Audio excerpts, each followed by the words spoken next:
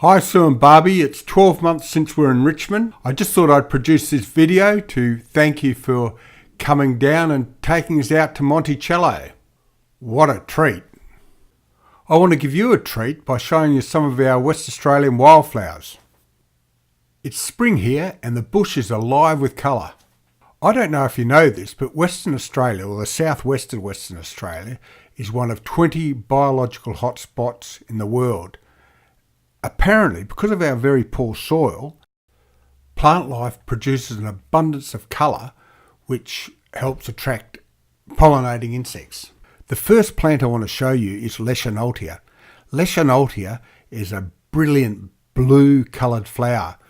When it first comes out in early spring, it has an electric blue colour. The next plant is Kangaroo paw. Kangaroo paw is a brilliant green and red flower.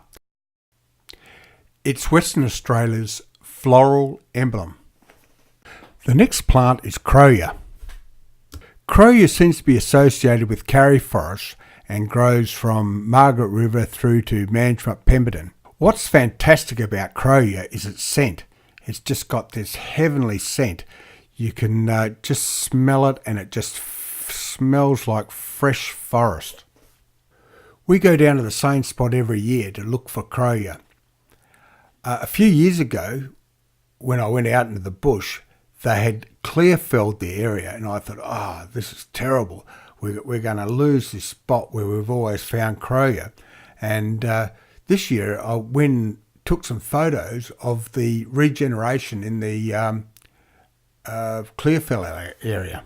On one side of the road, there's old-growth forest where the Crowya grows, and right opposite is this clear-fell area, and I was pleasantly surprised to find Crowya growing in there. So it looks like while the clear-fellings obliterates the forest, it does seem to grow back.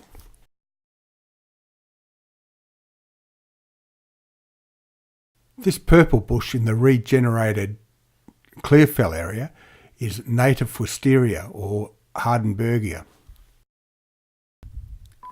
It's actually a creeper, and this is quite sparse here, but in other areas it's just an abundance of purple flowers. Here's a close-up of the native wisteria. That's the purple bush. The red flower there is also a creeper, and that's coral vine.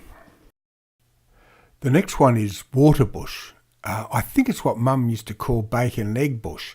But when you're driving through the forest, there's just a blaze of yellow, and occasionally there'll be just a splash of purple, the Hardenbergia. So you're driving through the bush, and there's just yellow either side, and just a splash, occasionally splash. And you can be driving through the bush quite quickly on some of the good roads there, and you just get this just masses of yellow, this waterbush. The reason it's called waterbush is that it seems to trap the water, and if you can be walking through the bush and after rain, and there won't be any water, but if you knock up against the waterbush, you would have thought you'd sort of come into a shower of rain. The next plant I want to show you is coral vine, and commonly known as redbush. You can be driving through the bush, and again, after there's been a bushfire, which the bush needs for regeneration purposes, that after there's been a fire, and the following year there'll be just masses of red, absolutely beautiful. Here's some wisteria with yellow buttercup. Another interesting flower is this white clematis, a native clematis. I've seen this growing in the bush after a bushfire in a Karri forest where it's been completely black from the bushfire, and it gets colonised by this clematis. So you get this stark contrast, this black and this just massive white clematis growing, which can be absolutely spectacular. Equally as spectacular are the orchids that grow in the bush, And here we have a spider orchid. Very difficult to take a good photo of a orchid.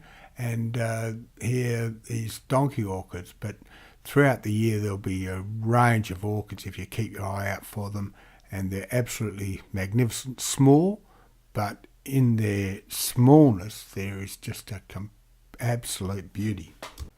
Sue and Barbie, these are just some of the photos I've taken. There's obviously many more flowers, but these are some of the more spectacular, I think. So that's it, spring in the southwest of Western Australia, and just remembering that great day we had at Monticello and just walking around the University of Virginia. What a day, what a treat. Thanks, Sue Barbie. Cheers, bye.